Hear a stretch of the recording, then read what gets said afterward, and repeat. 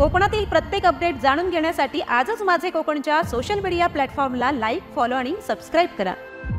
येत्या 20 नोव्हेंबर रोजी विधानसभेसाठी मतदान होणार आहे। लोकशाहीच्या या उत्सवात मोठ्या संख्येने सहभागी होऊन मच्छीमारांनी मतदान करावे। त्याचबरोबर आपल्या गावामध्ये, आपल्या गल्लीमध्ये मतदार जनजागृती करण्यासाठी दूत म्हणून काम करावे असे आवाहन पोलीस अधीक्षक धनंजय कुलकर्णी यांनी केले। 266 रत्नागिरी विधानसभा मतदारसंघात विशेषतः मच्छीमार व्यावसायिकांमध्ये मतदार जनजागृतीसाठी आज मिरकरवाडा बंदरावर बोट रॅली काढण्यात आली।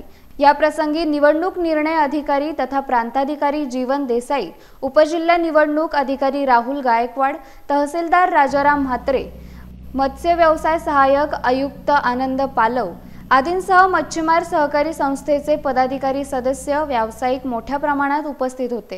आज मतदार जनजागृती कार्यक्रमाच्या अंतर्गत रत्नागिरीमध्ये भगवती बंदर येथे एक रॅली, अनोखी रॅली आयोजित केलेली आहे।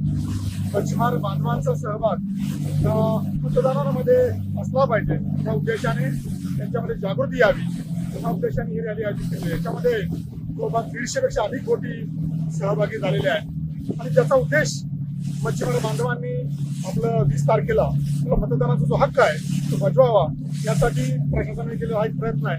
या माध्यमातून मला सर्वांना, सर्व मच्छीमार बांधवांना, सर्व बोटी मालकांना किंवा जे काही बोटीचे वेगवेगळ्या प्रकारचे तांडेल आहेत त्यांना सर्वांना आवाहन करायचं आहे 20 तारखेला मोठ्या संख्येने मतदानाच्या आपला हक्क बजावण्यासाठी बाहेर यावं आणि मतदानाचा हक्क बजवावा। धन्यवाद।